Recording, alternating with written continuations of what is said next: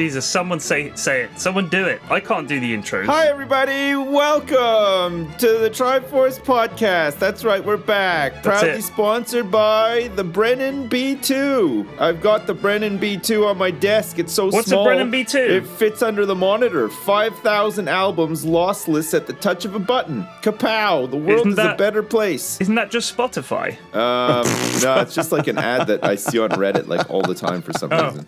So we're not sponsored on this podcast. We don't have a sponsor. Yeah. We very proudly like not having sponsors. We were thinking about something though. I wanted to get a jug. I think that's a good idea. A Triforce themed jug. A jug, yeah. So you could jug your friends. What kind of jug would you guys prefer though? Like a plastic jug? I think a plastic jug. Some sort of ceramic jug maybe? Like a plastic jug is less likely to break. An ancient Incan ceramic jug with fine embroidery and detail. But the thing with side. the plastic jug is it's yet more plastic in this world. Why not a natural thing? A glass jug.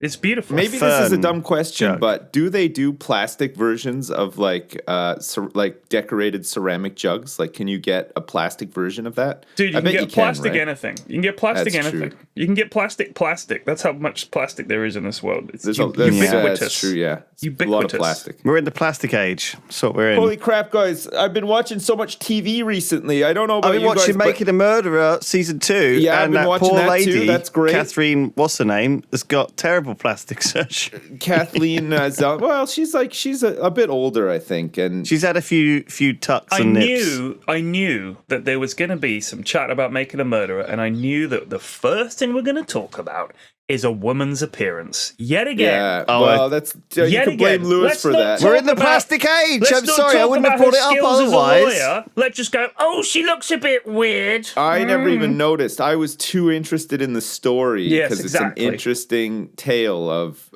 injustice in America, isn't it? She does look terrifying. Well, I think it's interesting because the whole time I'm watching it, I'm thinking, but did they do it? Well, you know what I mean? Like, that's the interesting thing to me is that, I mean, at the very start of episode 1, I'll confess, I loved series 1. I'm only on the first episode of season 2. Okay, so I don't want to say too much. But it opens with people protesting, saying, let him go, let him go. And in typical American style, there's an old dude with a cap and it looks, like a lumberjack shirt going, you can't just trust Netflix! Like that, like he's furious with them for trying to say, hey, I saw a TV show and now I'm going to stand outside and protest. It's like, well at the same time, this did go through the court. And if you're going to say, hey, everyone gets their day in court and then they find the guy guilty and it's like, well, this is bullshit, you basically don't trust the entire system. And yes, I'm absolutely 100% sure there were massive problems with this case.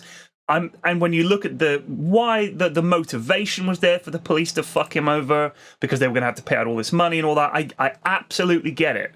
But unless we're going to just say, well, I prefer the TV show and set the guy free, well, then why bother with a legal system? Like, I think it's very hard to just say he's innocent because I saw a Netflix TV show. That's stupid. Don't get sucked into getting your life edited. I think it's interesting how the media hype around it is portrayed. In the first season, they made a lot of pretty big mistakes with, revealing information about the case before there was a verdict even, and it was swaying public opinion.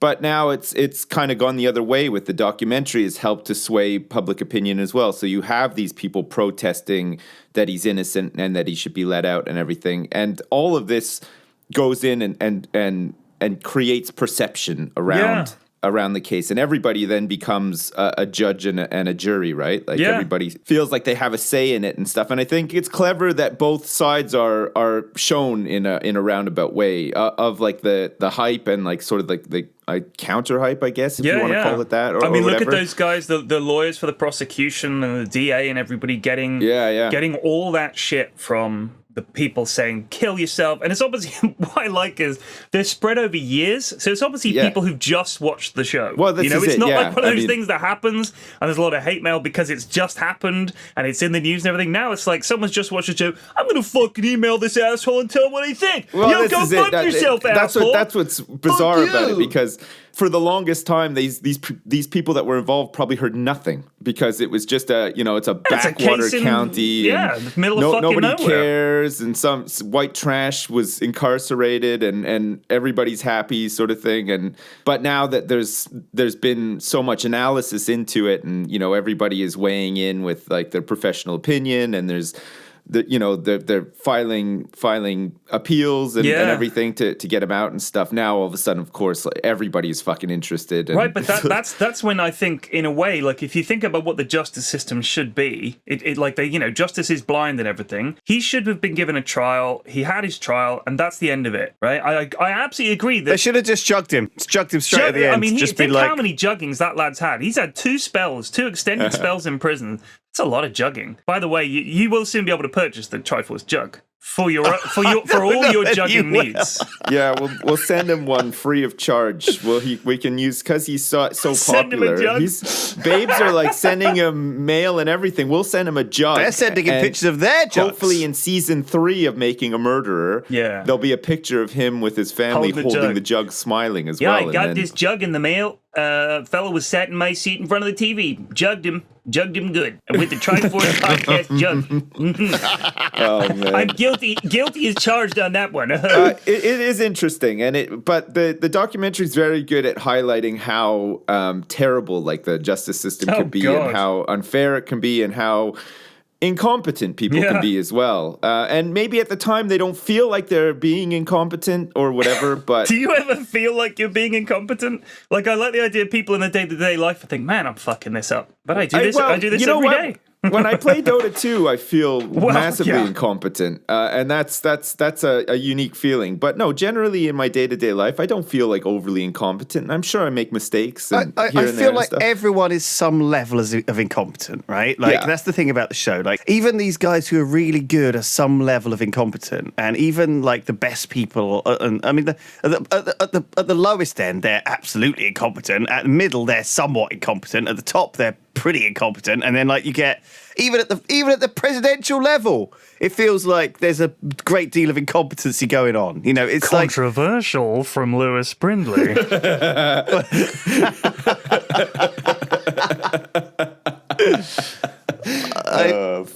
We're humans, and I think like at the end of the day, we fuck shit up all the time.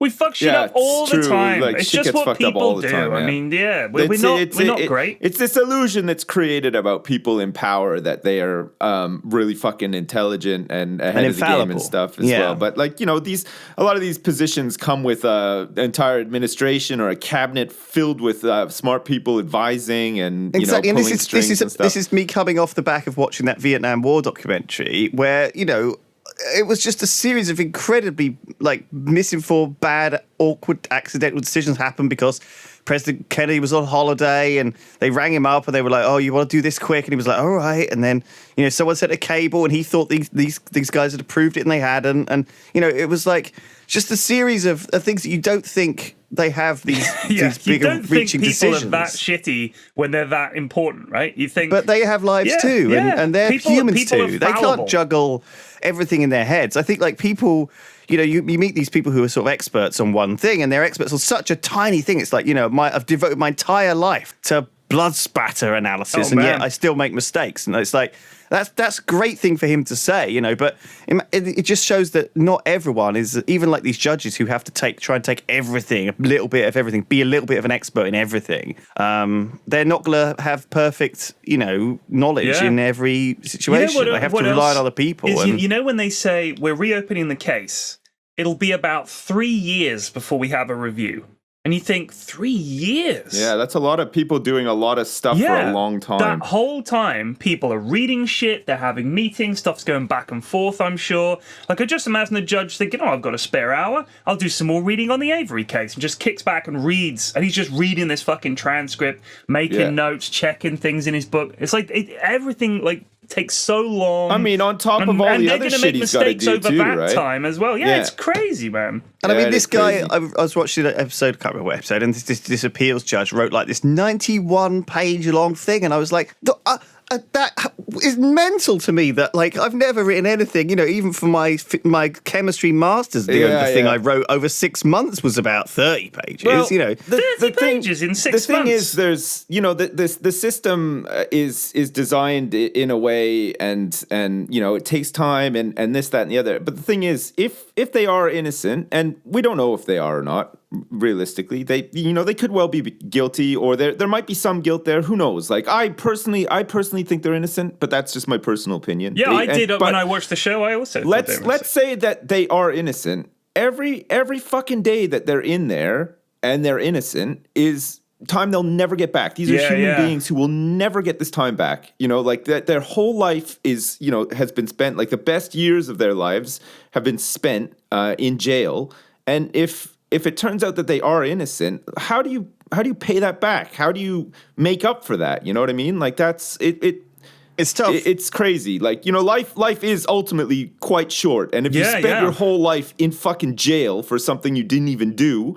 Well, exactly. It's crazy, right? Like, how do you pay somebody back? Like these appeals can go on so long that people just end up dying that are involved in these cases. Like you said, they're going to review the case. It's going to take 3 years. Well, he's going to be in jail for 3 more years. That's crazy. Just how many juggings can you stand? Well, this is it. One man can only handle so many juggings, right? Your skin is... Does my skin not peel and burn when jugged? Yeah, that's it. You're getting older. Your skin ain't what it used to be. Yeah. It might not be so resistant. With those hot women, those weird hot American women who want a prisoner, who want to be in the limelight, who want to be, that famous criminal's girlfriend coming in, that shit giving him their jugs to feel. My it's weird. Like, it is weird. Like, why invite that into your life? Because they're crazy, man. That's it. But why invite that much fucking drama and baggage into your life? Like there you are living a normal life, everything's like fine. There's no big hiccups or anything, and then you fucking start be a pen pal with a convict that's in jail. That's crazy. I refer the gentleman to the answer I gave some moments ago. They're crazy. We should start writing to these people. We should write to a prisoner. Try and get them to sponsor the jug. We find a murderer, and we write to him, and we say, "Dear Mr. Murderer, we would love you to sponsor our Triforce jug. And perhaps, if you wanted to jug someone, you could take some pictures and show us how jugging works IRL." Oh my god! Too far? The Instagram was filled with him like jugging people. Jug this cunt today. Jugging scenarios. Top 10 juggings. # Tuesday jugging. Jug this lad. Looked at me funny. You know what? You know who I think? What I think is funny is when someone's guilty, everyone knows they're guilty. The person isn't saying that they're innocent, and they're still just walking around, right? So I don't know if you guys remember a few years ago, there was, because sometimes what they've done is sometimes what they've done is illegal, sometimes what they've done is just borderline fucking immoral.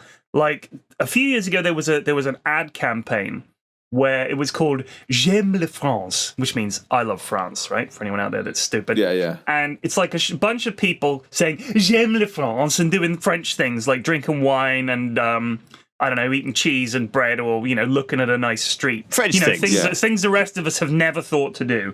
And it ends with Woody Allen saying, "J'aime la France," and I'm thinking, Christ. Of course you j'aime la France, mate, because they don't judge you for fucking knobbing your daughter. You know what I mean? Roman Polanski, when he was found guilty of having sex with an underage girl, where do you think he fucked off to? La France, right? He fucked off to France. Is that like a safe haven for that sort of behavior? Guys like that, yeah. No wonder he j'aimes la France as well, I bet. He's like, where shall I take refuge? France. They have no extradition. And people will say, oh, well, of course you had sex with a 13-year-old. She was beautiful. If there's grass on the weekend, let's play cricket. I mean, of course they fucking j'aime la France. Everyone knows Roman Polanski did it. He's never tried to say he hasn't. Everyone knows Woody Allen did it because he's married to his daughter, right? His former, all right, she was my adopted daughter. All right, that's still fucking creepy, mate. Where are you going to hide? France. She was adopted? Yeah. I mean, it's still kind of weird, yeah, but I mean... Kind of weird? Technically. You bring a child, as a child, they bring her into their home, raise her as a daughter, she's old enough, he thinks, actually, do you know what? I'm going to knob that. And did. I'm fucking this.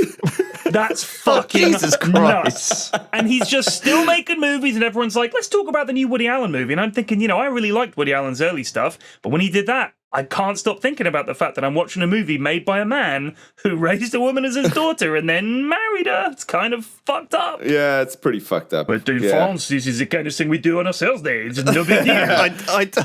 I feel like we should be careful here. J'aime la France. France is nice. It's fine. I don't think we want to. It's great. I love France. I'm just saying. All of it needs a good jugging. It's great. Fantastic country. You love the people, love the culture, really good food and everything. By the way, guys, I married my daughter the other day. Can I stay? Come on over. Oh, my God. Oh, wait a second. Apparently, Sunyi Previn has stated that Alan was never any kind of father figure and added that she never had any dealings with him during her childhood. All right. Huh. Well, that's less weird then. Oh, okay. Well, I take it back. Apologies, Woody. Yeah, sorry, Woody.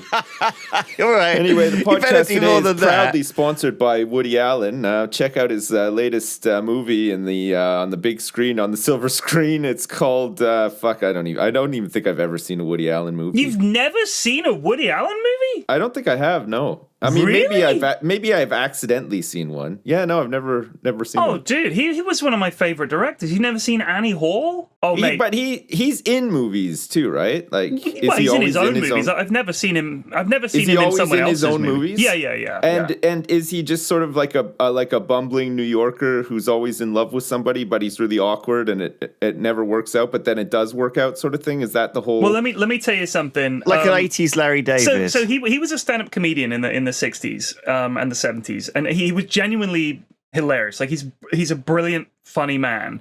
He then sort of got into very serious art house filmmaking, but before that he made films like Sleeper, which is one of my all-time favorite movies. It's so stupid. It's about a guy who lives in 70s New York and runs a fucking health food store and gets frozen somehow, and they wake him up in like the year 2100 or something like that, and everything's changed. So like, everything's fucked up. Like, for instance, they're all smoking and eating, weird food. And they're like, oh, we found out that smoking's really good for you, and cream buns and sugar and fat are the best things for your body, so we just eat those all the time. And he was like, oh, I used to run a health food store. They're like, oh, God, that stuff's poison, So, like, in the future, they discovered that all the stuff he thought was healthy was really bad for you and everything. And they grow gigantic vegetables, and it's just nuts. It's absolutely nuts. But the whole world is run by this guy called, God, what's his name? Like the Master or something, and he's just a guy in a wheelchair, and it's all this sort of very totalitarian government and everything. It's brilliant. Sleeper is absolutely brilliant. I love that movie. Annie Hall is an absolute fucking classic. If you've never seen Annie Hall, good God, I don't know what to say to you. That's an absolute fucking classic, mate. Manhattan. Oh, these are great movies. Genuinely great movies. Radio Days is all about, like, it's a funny story about his life and everything like that, and He's a brilliant director. He's done a lot of very, very good movies, and I recommend them. But maybe I was wrong about him. And now you're back on the bandwagon because I'm just saying it was weird, man. Yeah, but maybe it's not so weird now. She never had any dealings with him, so it's like a stranger. She's married a perfect stranger. I'm sure there was more to it. No blood relation to him or whatever. So now you can get back to liking his movies and not thinking he's too creepy or weird. It is a little creepy still. It is a little creepy. It is kind of. I apologize, Mr. Allen, and if your lawyers get in touch with me, I would fully retract my statement. Yeah, we'll give you a free decorative jug, Mr. Allen, to make up for it. J'aime l'Allen, assuming that I'm wrong. J'aime l'Allen. So, oh my God. So, did we talk about weed getting legalized in Canada last week? No, we haven't talked about that, but hang on a second, because there's more TV shows to talk about. Oh, shit. Okay. Making a Murderer is back, yes. Hip Hop Evolution Series 2 is out, and it's awesome as well. If you haven't seen that on Netflix, I definitely recommend it. And also, man, The Apprentice, holy fuck, I can't stop watching that show. It's the worst. More of this shit. Oh, it's the worst. Actually, you know what? I watched it last night. It wasn't too bad. But you know what else is back? Prepare yourselves. Inside the Factory is back. That's right, baby. They showed us how to make potato chips yesterday, and it was nuts. Fuck, it was nuts. You should have seen it. Okay, so I feel like we're like the modern day Radio Times, aren't we? Listen to this, okay? There's too much to watch, Sips. I'm not a couch potato. An 18-wheeler turns up to a factory, okay? This is the biggest potato chip factory in all of Europe, possibly. I feel like we need okay? like plinky plonky music running under this. So an 18-wheeler chip turns up to the factory. This factory churns out 2.5 million packs of potato crisps or potato chips every day. 2.5 million. Okay. Out of the back of this factory, 2.5 million potato chips are exported. On average. For a market of 17 million people. One grab bag or packet of potato chips has one potato in it, okay? So 200,000 potatoes turn up to the factory. You're going to get 200,000 bags of chips. Each potato is converted into a delicious bag of potato chips as it makes its way through the factory. So listen, one thing I learned is that apparently I thought potatoes were hardy, but they bruise easily. So when the truck turns up, the potatoes bruise easily, so they release them onto a sheet of cushions. No, that's not what they do at all, Lewis. I'm about to tell you. An entire gang of really humans individually hand holds each and caresses the potatoes before they go into the factory. Like a little baby, and then lays it gently on a pillow to go through the... No, so the truck turns up with 200,000 potatoes roughly on it, okay? And they get a couple of these a day. Why are they so rough? Right? So surely they're quite smooth. This truck turns up. All the potatoes are just chilling in the back in this big compartment. And it docks with the loading bay of the factory. And they immediately put this gigantic fire hose in the back of the truck and flood the entire truck. And then the potatoes leave the truck on a big river, okay? And then that eases them onto this conveyor system, which starts the process, okay? So from when the truck stops and the fire hose first is, turned on and the water starts going, it takes 35 minutes for 200,000 potatoes to turn into 200,000 bags of potato chips. Holy shit. 35 fucking minutes. That's crazy, isn't it? Yeah. That's crazy. That is nuts. Oh, that's you should crazy. see the process. It's insane. They fucking peel the potatoes. They cut them. They check to see how big the potatoes are. There's all these little machines that spin them around and jump them around and stuff. And like the big potatoes get sliced in half and the small potatoes stay as they are. And then they slice them all up. And then they fucking tumble them in this gigantic drum. And then they, with all the seasoning powder, so that like, when you have like cheese and onion crisps or whatever. Right. That's how they do it. It's this massive drum that the potato chips just like sort of tumble around in. And they get seasoned to perfection. And then it all comes out and they bag them up. And then bam, they're in the store like the same day for you to buy. So like they're all nice and fresh and shit. See, this is one of those things that I always thought was going to make you not want to eat them, but actually is the opposite, right? Is it reassuring? I think we talked about this before, but it's reassuring that they're not made like in a much grosser way. Do you know what I mean? It's fucking incredible how they don't just dump them out of the back of the thing, and then a load of workmen are like, so the potatoes arrive at the factory, and Dave gets them all out with a spade and then treads on them. Here. We're behind on our peeling. Dave and Mike just squash them down with their feet. The potatoes don't even need peeling. Once they have a big potato mush, they stick it in the potato smasher machine. Oh my God. And it all gets squeezed down, and potato ooze gets squeezed out of the bottom. Fuck. After 4 days in this rusty shit machine, the potato ooze is reformed with a load of chemicals into slices, which are then added to the dirty grill. The dirty grill slowly grills them. Covered in germs. It's a really germy grill. And then once the dirty grill's emptied out all these broken old shitty potato chips, Steve watches them go by on a production line, taking out the broken ones. Once they do that, they get shoved into bags filled with fake stink gas that makes it smell nice when you open it. Barry farts in each bag before they get the potato chips go in, just to keep it just to lock the freshness in. Like it's. But that's my cynical mind assumes that all these factories are just like horrific, right? And everything is made. There's like so many standards and stuff. They stand to lose so much fucking money off of lawsuits and getting sued for not meeting standards, and it's like perfectly sterile and fucking super high tech and everything. Is it like crazy. A fucking chip, not a chip, like a computer chip factory? Do you know what I mean? It's crazy. It's fucking. I can't believe it. It just blows my mind every time. They showed you how they make Monster Munch as well, which is like not potato chips. It's like it's like a maze. Monster Munch has to be made of 99% monster. Well, it's just water and this fucking 10% munch. They crush corn into like a powder, mix it with water, and it makes this like it's like Play-Doh, and then they when they first cook it, it's like under like a tremendously high amount of pressure. That's like this massive pressure cooker that this paste goes into, right? Which makes it even more Play-Doh-like. And then they just shove it like at high pressure through a mold, and it comes out as like one gigantic gross tube. It's exactly like when you were a kid and you played Play-Doh and you had the fucking clown head and you press down the lever and the Play-Doh comes out his hair out of the top of his head or whatever. It's the exact same sort of thing, and then it just gets cut into little individual monster munches, and then again just tumbles around, gets seasoned and stuff. It's fucking crazy. The soft potato mush is extruded through the extruder machine onto the conveyor belt. Man. I love all that stuff where they describe it in such technical words. The engineering and everything behind it is incredible. Like it just when you see something like that.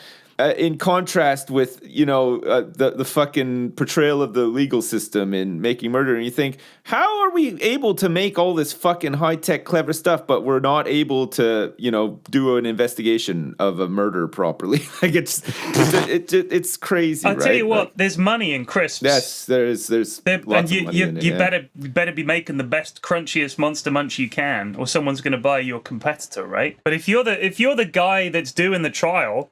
You're the guy that's doing the trial. That's it. They're not going to say partway through, this jury's not going to say, we're bored, let's get someone else in. You know what I mean? So once you're doing it, you're just doing it, I guess. I mean, it's not to say they're not going to do the best job they can, but it's a fairly small team of people as opposed to a guy at the top of the crisp factory go, gentlemen, our crisps are coming out backwards. They're all salty and bruised. They're not bent enough. They're no good. I opened a bag of crisp the other day and they exploded in my face. And I thought, what the hell is going on down there?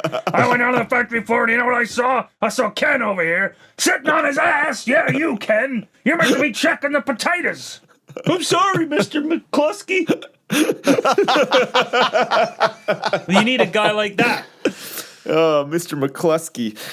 Yeah, so fucking inside the factory. Oh, man, I got so much time for that show. Like, fuck, I was rushing through all my dad chores. Like, my kids were like, I love you, Dad. I was like, go to bed! They had to run downstairs to catch the show and stuff. Like, oh, fuck. Man, I never watch TV. I'm just trying to think. Dude, you're missing out. Like, I'll do it after I've finished streaming or playing anything that I want to play. Then I'll be like, yeah, all right. And I'll watch a little bit on Netflix. But I watch the NFL show on the BBC, which is a great show.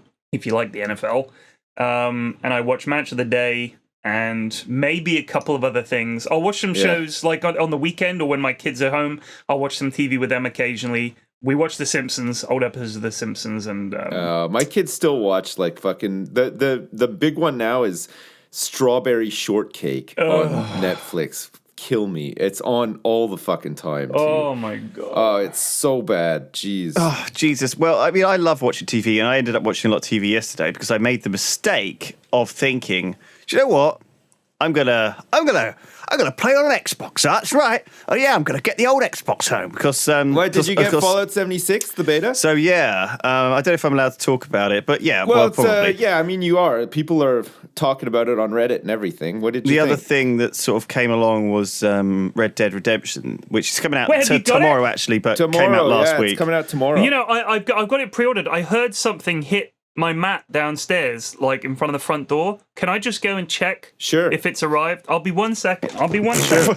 It won't be it. There's no way, right? You can't get it a day early. I make the mistake of plugging in an Xbox, and it's like, hey, you need to make an account to use this. So hey, you're not paying $29.99 a month to play online. Did you know that? You're going to have to sign up for a super premium package to play this one game and nothing else ever again. I'd say it was like a fucking probably like 10 to 15 minutes of setting up a fucking Microsoft Xbox account, whatever. And then I've had it on Wi-Fi, and the Wi-Fi for some reason was really fucking slow. So it took like 2 hours to fucking patch the fucking Xbox when I plugged it in. I was like, Christ. And then I had to go through and get an Xbox Live account, so I had to put all that in. That took another like 20 minutes. And then I had to install the fucking game, which was 50 gig. So that took fucking like another 5 hours. It takes forever, doesn't it? And then once that installed, I was like, reloaded it, and I was having I had every error code possible. And finally, like, managed to get to like a login screen. It was like, it gave me some weird fucking error. It gave me like the weirdest error in the world. And I was like, yeah, you know what, I'm fucking done.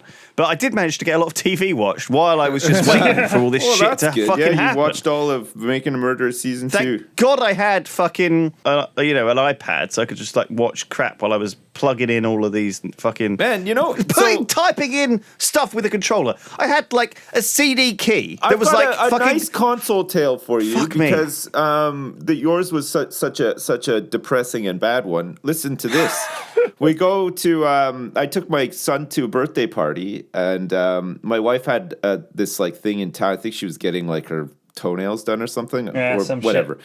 Anyway, so we had some time between the end of the party and then meeting up with her because she was done like half an hour after us or whatever. Right. So we went into this store that sells games and DVDs and Blu-rays, whatever. We're looking around, and then we noticed fucking Mario Party for the Switch. Oh, yeah. So it's just come out. Yeah. Fuck. Let's get it. Like, this game is amazing. I used to play Mario Party on the Nintendo 64. My son was like, yeah, fucking Mario Party. Like, this is going to be great. So we get it. And I was like, we're in the car on the way home, and he's super excited. You know, like when you're a kid and you get a game and you have the box, he's fucking looking at all the pictures on the back, and he's got the instruction book open and stuff, and he's super fucking excited. So that was great too. And we're on the way home, and I was like, oh shit, we only have like one controller for the Switch, right? We only have we have the Switch and then the fucking things that slide onto the side of it.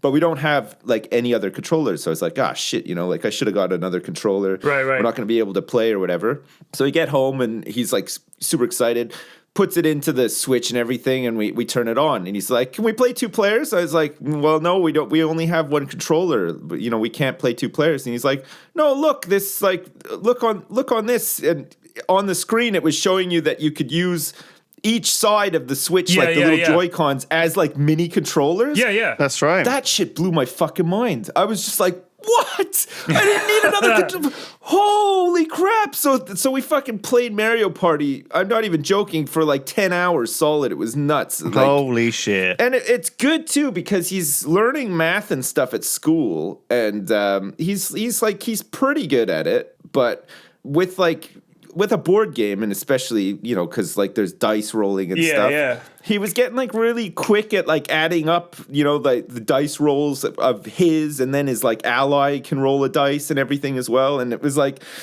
that was my justification to my wife for playing 10 hours of Mario Party. It's like, he's learning math. We got a new game. We got a new fun game. Look, here's Daddy's accounts. We're going to go through today, and we're going to add up all the numbers. Yeah. Oh, man, it was really good. Fuck, Nintendo, I know like people like slam them sometimes and stuff, but man, they make fucking great games when you're like a 7-year-old kid, right? Like they somehow still has that magic, like Mario Party of all things. It was just like my son was just loving it, like absolutely loving it. It was great. It was really, really good. Do you reckon 10 out of 10? Do you reckon like certain jobs are still doable because before robots completely take over, right? There need to be certain jobs that humans could like do remotely. Like, could you imagine if it was like an inside the factory type of situation where the potatoes are all going on conveyor belt and you have to pick out the moldy ones, right?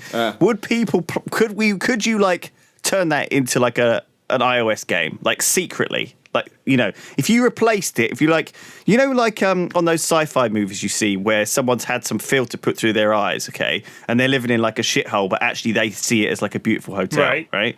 You imagine that, but you put like a camera feed from like a factory conveyor belt with potatoes, and you make it into an iOS game with colourful things like pineapples and strawberries, and they have to like click on all the strawberries, right? For example, right? Could you get people's productivity on games into actual doing stuff in a real life to actually be useful? That's a really interesting idea. So what? So you have like so the game generates I'm things. Gonna counter that and say, my God, I almost fell asleep while you were describing that. But you could have you could have a game, and it's basically what you're doing in the game is actually quality control for some factory line somewhere. Yeah. So here's my only concern with it. In order for the game to translate what it's seeing on the conveyor belt into something that you could see as being a strawberry or a potato, and you select the strawberries, if the computer can recognize the strawberries for you to say that's a strawberry and select it, the computer could just do it. So you need to have a live camera feed of the conveyor belt. So what you're actually doing is just watching a conveyor belt and tapping the screen when you see a potato and when you see a strawberry. That's exactly you know the what, problem, though? yeah. You're looking at it the wrong way, because people still need to be in places to do these jobs, right? And I think what's happening now, like it's certainly happening at school and will probably start happening at work in some capacity, I'd imagine, is like the systems that games use for like achievements and tracking stats and like, I know, it's like you said with the school, right? And shit yeah. All of that kind of stuff is going to start like trickling into the workplace, right? Well, like you told us about your kid's school where they get like achievements and stuff. Yeah, I mean, it could well do. Yeah. And that's like that's something that like specifically gamers now are conditioned to seek out that kind of stuff and like enjoy those mechanics or be fucking possessed by them or whatever. I don't know how you want to like put it, but I could see that happening in a job, right? Like especially in like a very like weird menial repetitive job like strawberry inspector or something. Like, so if you're on a line and you're doing quality assurance for like strawberries that are coming off a factory line or whatever, they could like count up how many you've done and like fucking you could have like a leaderboard to say that, Jimmy inspected 5 million strawberries, so he's unlocked an achievement and stuff like that. And I think that it just sort of filters into that thing where people, want some sort of idea of the amount of work that they've done and look at it as an achievement and have some sort of, I don't know, award or something for inspecting. Do you reckon, like when we were in Star Trek times and people don't have to have jobs because everything's done by robots, people will still want to do like stuff. Like they'll still want jobs because otherwise people are going to get really bored just watching TV and bumming around all day playing video games. Actually, I already don't think people are going to get bored. There's too many things to keep people entertained. 12 hours yesterday. It sounds like heaven. I mean, yeah, I think there's enough to keep you busy, but I think if you made it so that people didn't have to go out and work, I think a positive thing for you to do with all of your free time would be to grow all your own food, because otherwise the world's just going to run out eventually, right? So like if you have all this free time all of a sudden, everybody could get back to basics and create like a farm plot on their property and grow all of their food. Can I just say something, lads? That way. I am in agreement with the Reddit comment from last week's podcast saying, I wish these two guys would stop pushing their vegetarian agenda. Right.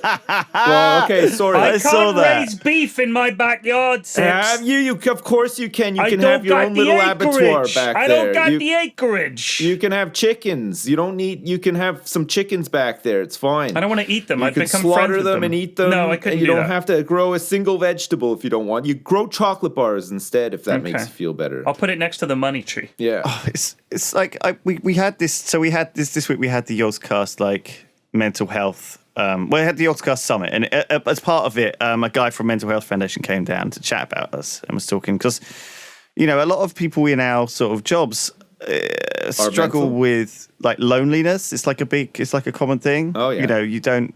I mean, you're in that dad garage. It's different actually as a creator who is. I've said this many times before. I don't suffer from loneliness because I have a house full of people that half of them I've made and a wife as well. So I reach my quota almost instantly from the moment I open my eyes of social interaction. It's crazy. Yeah. I'm quite happy to spend all day in isolation in here. And in fact, being surrounded by people I love makes me want to put myself in a small room at the top of the house, close the door, and be dead to the world for hours at a time. Weird, isn't it? That's exactly it, yeah. But they're away for the week, so my family went away. Without you? Well, they said, do you want to come? And I said no. Right. For the simple reason that they've gone to the Czech Republic. And can you guys remember what happened the last time I went to the Czech Republic? No, I don't remember, but I would not let my family go to the Czech Republic without me. Gaming table for you, where you can stream from gaming the table. poker thing. Yeah, so that was yeah. Rozvadov. Completely different from where they are, but it kind of put me off. And I know it's unfair. I've been seeing all the beautiful pictures my wife's been sending me. I'm sure Czech Republic is a lovely what are place. they doing? Where are they? And what are they doing? My wife has a friend out there. Okay. So she's gone out to see them. Is it a man friend? Do you think for 1 second I wouldn't remember? I wouldn't let a dude bring a painting that he'd made of my wife. Do you remember this conversation? There's no fucking way she's going on a holiday with some fucking fella. He better be the gayest dude in the world, like Louis from Dance Class or whatever the fuck that guy was called. Well, do you remember? I don't want to go on vacation with them, and you're sure as hell not going on vacation with them either, bitch. Like if she said, "I'm going away for the week with Tony." I'd be like, the hell you say? I don't know who this Tony guy is. Well, not Tony, I mean Terry. Yeah, no, Terry's no good either. I mean Dan, nope. Like, no way. I'm sorry, ladies. If you say, hey, that's not cool. If I said to my wife, I'm going away for a week, just the two of us. Oh, yeah, that sounds nice. Where are we going to go? No, not you and me and this other woman that I know. Like, fuck off. Like this. Well, so what are you doing for the week then? Because, like, I've never been in this situation. I hope to... Dude, God, that one day I get to experience this. It's beautiful. So your wife and 2 kids are gone for a week. What's your routine like now? And are there pizza boxes like all over the fucking place? So here's what I did. Now? I went down to do the poker on Monday with Lulu and the gang down there, which was a ton of fun. I came back Tuesday morning. I get into Twickenham Station. You missed the summit? What? I don't do YouTube. What am I gonna? Oh, okay. Like, I mean, I can catch up. But I mean, all I do is stream and then come down when they tell me to. What do I need a summit for that? You just summon me and I arrive. Yeah. And also, I don't want to say it, Lewis, because it sounds a little mean, but I would have been missing out on this moment of my life, which has never happened before, where I have a week in the house to myself to just slob it up. Do you know what I'm saying? Like, well, this is the thing, right? Like, you've got to take time out for yourself. One of the talks we had was the Mental Health Foundation telling us how to take out time for ourselves. Boom. And I feel like if you'd wasted the time for yourself watching I would have been thinking, it would have been directly counteracting the mental health benefits. So, in fact, for you, the benefit was to not watch the talk. Yeah. I've actually done it. I've acted rather than listened, which I think is an inspiration. You're a living example of peak mental health. There'd be a slide, it'd be my face. This guy just won this part of the talk because he's done it. He's doing it. Yeah. He's living this. He gained the achievement mental health guy. So I went to Waitrose straight out of the station and I thought, what am I going to want to eat? It's going to be stuff that's easy to cook, because I can't be asked to cook when it's just me. Yeah. Big bag of chips. Just garlic. No, just curly ones. No explosions. One garlic. I bought a fish pie. I bought mac and cheese. Oh. And I bought myself a pizza. Yeah. And I got myself a Thai curry.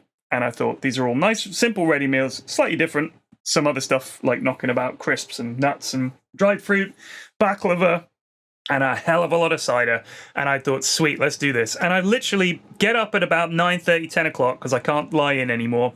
Come in, start streaming, grab some lunch, keep streaming, gets to about 5 o'clock, have a little lie down, wake up, have some dinner, and stream until about 1 in the morning. That's literally what I did yesterday. The whole day. Was you playing Dota the whole time? No, we did Hearts of Iron as well. Me and Munt. Okay. Me and Munt conquered the world as... so I did something in Hearts of Iron I've never done. I brought back the Kaiser, right? So, game starts, we kill Hitler, okay? We kill Hitler. There's a civil war. We win the civil war. So now we brought back the Kaiser, right? But we have to get him out of the Netherlands where he's been living. The Dutch say... you were playing Germany then? Yeah. So the Dutch say... No, we will not give him back. He's staying here. And I was like, give me back my fucking Kaiser. They were like, no, he's going to stay here. So then I said, well, fuck you. And we went to war with the Dutch. Fought the Dutch. It was a bloody slog. Did it. No bother. Crushed them. Took about 6 months. It was dragging on a bit. The Brits were in there as well. Then the French were like, we're going to do this. And they declared war on me as well. Fine. Get the Italians in. Munt was playing Austro-Hungary. He takes out Romania. Then we're all over it. Take out Poland.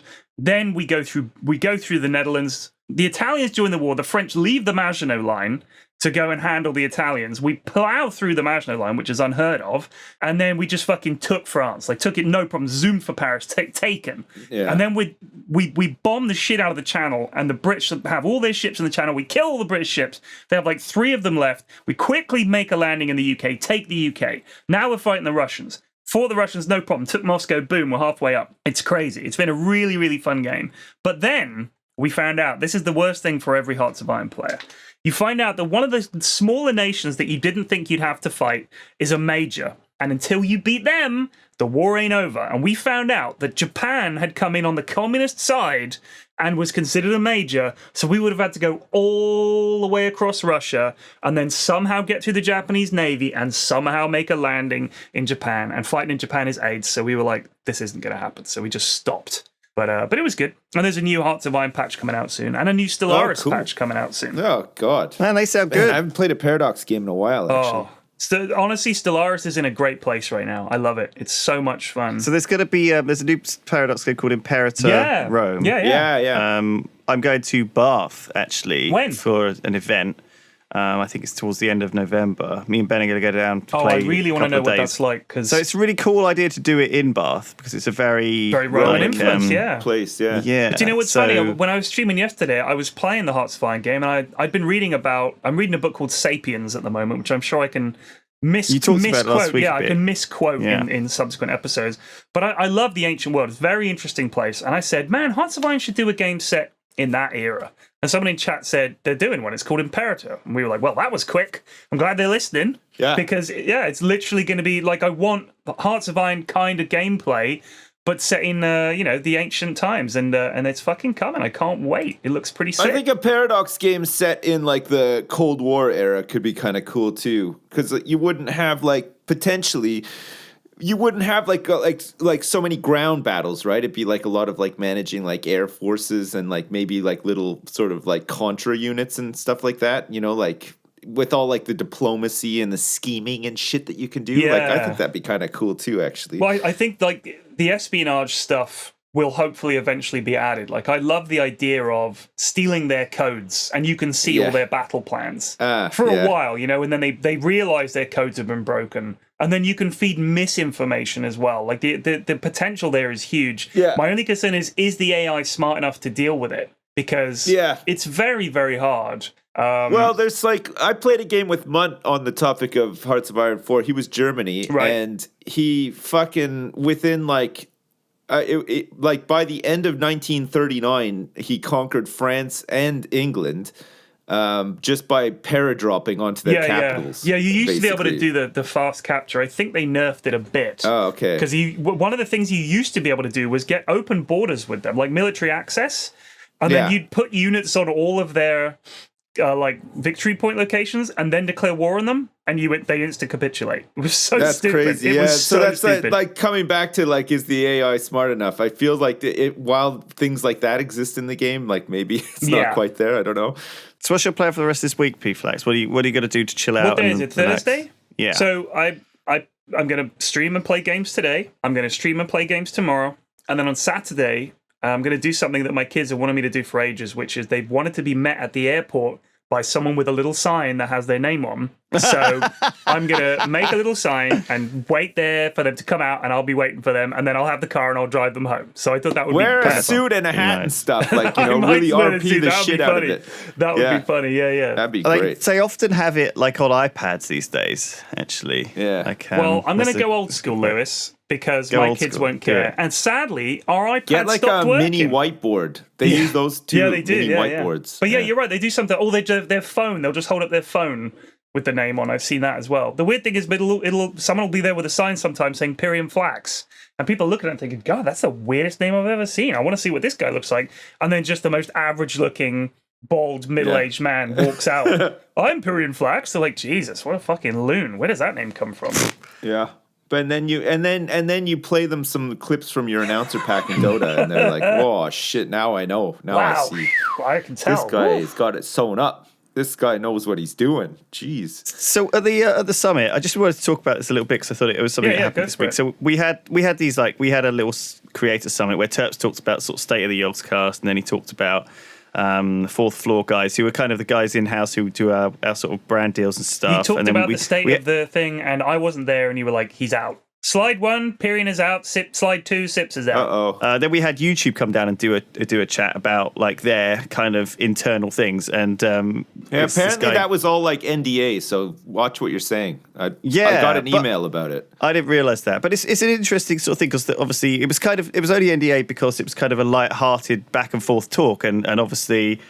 Our contact at YouTube wanted to sort of address some of our questions, but didn't necessarily want to be on the record as like answering all of, or was it true answers or was it like lawyer answers? Well, it's difficult because YouTube's so big and massive and complex that different teams are doing different things, and I think there's a lot of misconceptions that go around, and so right. Here's a conception of mine. Go on. They hate gamers. Yeah, and I stopped making videos on there because it was doing nothing and they were never getting recommended to anybody, and I just thought, fuck it. That was the thing they did. YouTube, they pulled out kind of games. YouTube didn't like games. They pulled out the gaming section and made their own YouTube gaming, but it sort of failed, and now they've shut it down and they're putting it back in. Yeah, well, you've lost a customer, to Mo. YouTube. You just lost yourself a customer, Mo. Yeah, but this anyway. The main thing I wanted to talk about was the one where the guy from Mental Health Foundation came down and he talked about the other dangers, right? But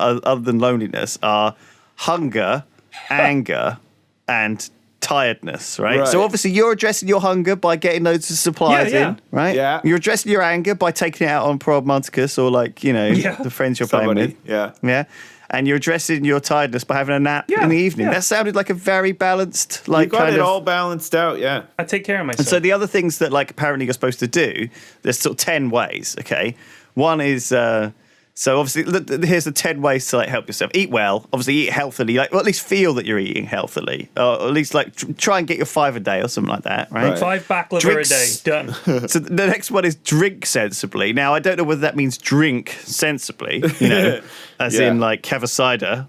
have one of those baseball hats that holds beer on the side with the straws. And I have one around my waist that holds wee, so I never need to leave the chair. I just sort of exactly. I have a hydration bot. Have you seen this thing in Twitch chat? No. So it's like a bot that people have running in their channels. I didn't add it. It just goes there, and it says to remind you to drink water. It says you've been streaming for 2 hours. Don't forget to stay hydrated. And I'm like, shit, you're right. And I go get some water. So hydration bot is actually pretty good. Yeah. The problem is when you stop when you're like really hydrated and stuff. Yeah. You need to take a break to go get water. But then you need to take a break to go pee like every 5 minutes too. But here's something I've been trying to do, because I spoke to a friend of mine at Twitch, and he said that you should run adverts. You should always run adverts on your channel, and that's something that I haven't done.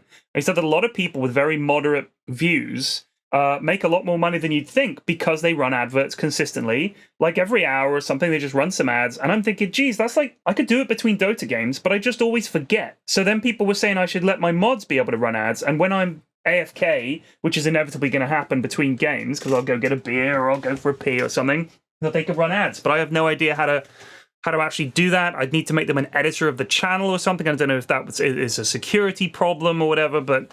Well, this is the next thing here. On number 3 on the list is ask for help, right? Number 3 for mental well-being, run ads.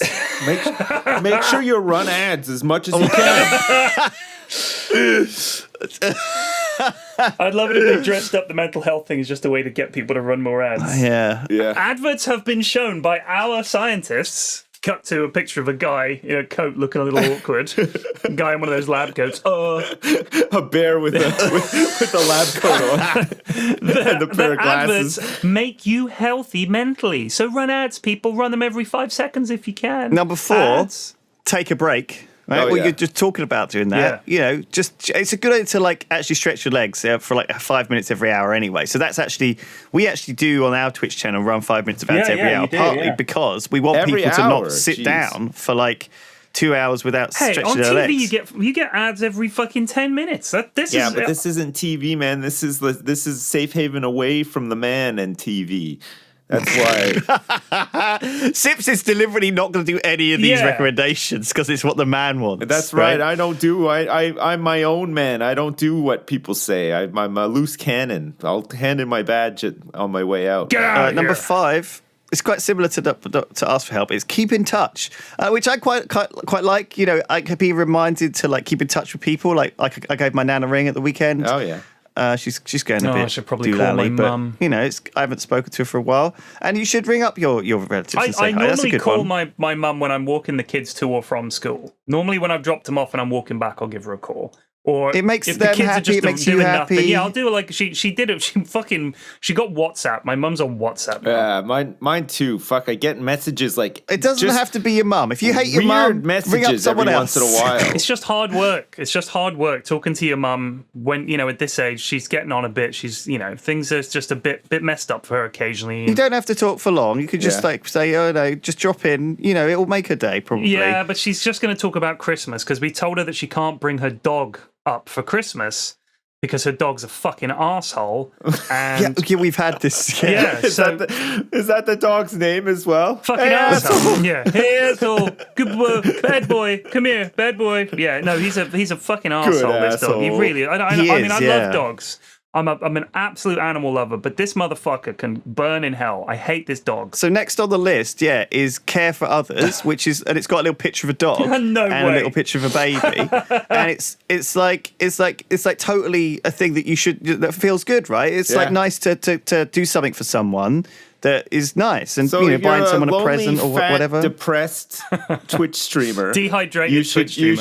You should care for an animal. And run ads about animals and run ads as well. Every once in a while. So it was my birthday this week, and I got loads of presents, and it was a really nice feeling. Like a lot of people dropped me nice messages, gave me nice things, and I had. It was really actually I wasn't expecting it. To have. Don't get too carried away, Lewis. What? You're the boss. Of course, people are going to send you a lot of stuff and try to brown nose you, right? Everybody's trying to climb the ladder. That's not true. The only sort of presents I actually got were off Duncan, Terps, and that's it. But everyone else sent me a nice card. I didn't give you a card. I apologise. I even came down to see bought me a pack of biscuits. I sent you a WhatsApp. I think I said happy birthday to you in person and ate one of your cupcakes. What more do you want? But that was great. It was lovely, and I had a great time. And so caring for others, buying things for someone else, like just be sensitive. It's a nice thing to do. All right, I'm sorry. I forgot. I'm sorry. It's positive, and that's fine. The other one is keep active. Okay, that's obviously a big thing for like keeping your good mental health. Like just to stretch your legs, to have a walk, to go out in somewhere. So I'm just doing some even reps. If it's like just 10 minutes. Just doing some reps. Yeah,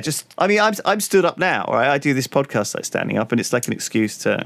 It's good, right? It makes me feel like I'm actually doing exercise when I'm actually just standing up. Well, you're just standing up, yeah. Talk about your feelings. I'm doing that right now. Yeah, we do that. This is literally what we do on this podcast. This is a very therapeutic podcast. It actually Find is. someone who you can just yammer away at all day, and they're not going to complain super bad when you just yammer away your feelings and thoughts and complaints and worries and anxieties. Just shift them off onto them instead. No, actually, it does help because sometimes you're making a bigger deal out of something in your head than it actually is. And when you try and explain it to someone, they're like, this is not a big deal. And you're like, oh yeah, it probably isn't a big deal.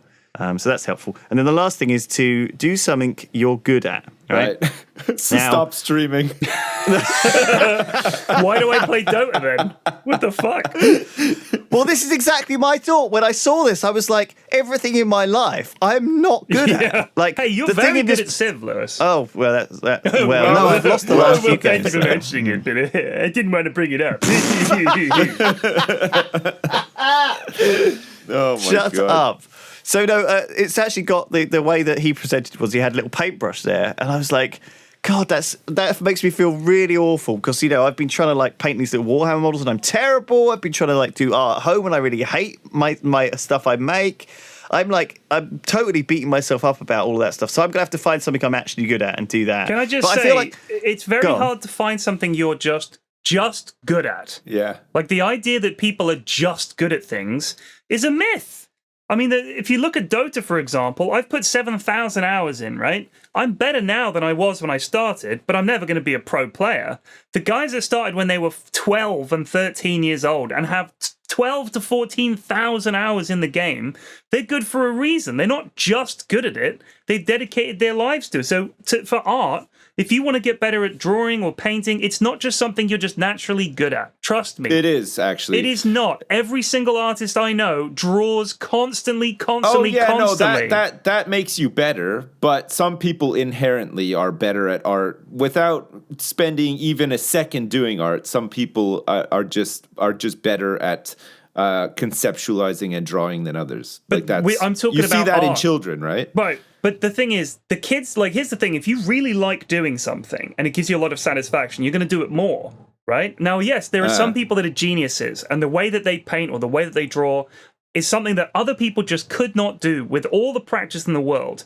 But those people also spend fucking hours sketching, drawing, yeah, of painting. course they do. Yeah, that's all they do. It's like anything. Like anyone who's good at anything, it's time put in. Like for sure.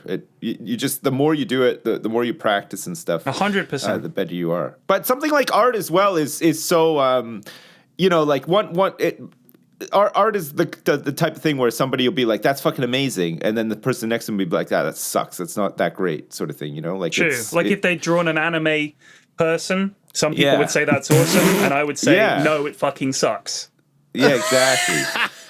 So there's that about it too, right? There's not like one standard for art. It's all like art's different. It's all over the place. But like playing a video game, there's one standard, right? Yeah, like You're good, top of the pile. or you ain't. You're right. Yeah. Find one that makes you feel like you're good at it, though, because sometimes it's quite depressing to play a game which makes you feel like you're shit, like a little bit like Dota. So yeah, mix it up. Have a lot of vibrant, And you know what? Those apples and bananas aren't going to stock themselves on the shelves. Yeah, get out there and sort some spuds. Get out there and fucking, if you're not, if you feel like maybe the reason like some of these people have some problems with their mental health is because they're doing something that they're not good at. Maybe they need to go keep find it a simple, toilet to clean or sort something some spuds. Instead. Yeah. Yeah, I mean, okay. So I think we should end the podcast. But before we do, I just wanted to mention that I wanted to say, like, point taken. So, okay, well, so no, I was having this. I'm sorry, I'm trying to get my head around it. Basically, I was thinking, like, that little list, So I read a book called The Checklist Manifesto a while back, which was basically just talking about how you should try and like keep lists of things and tick off as you make progress, and like like give yourself achievements. It's good, right, to kind of keep these lists and see stuff that you've done on the day, because a lot of times you do loads of stuff and you sort of forget that you've done loads of stuff, and so you kind of have to champion your own successes. And anyway, I was trying to find a good app for it. To like, of course, to try and organize myself, but also kind of give myself like, and there's a load of things. So if but also I wanted to sort of maybe even like make that mental health sort of checklist into an app, right? So it's like you can like say, today I ate healthily, like almost like a checklist. It's like, these are the things I've done today like the thing that were counts positive, your steps. right? What the hell is that thing? I did 11,000 steps today and shit. Exactly. Like, there's almost stuff where it's just like a quick thing where you can like check the boxes. So if you are like an app developer or something and you want to like help me try and make a mental health app, I think that would be a fun project. If you want to make a jugging app with me and Sips, get in touch. Yeah. So yeah, that's just the shout out to if anyone is out there is that way inclined. So thank you for listening to Triforce Podcast. We'll see you all next week. Bye. All right. See you later. Goodbye. Bye.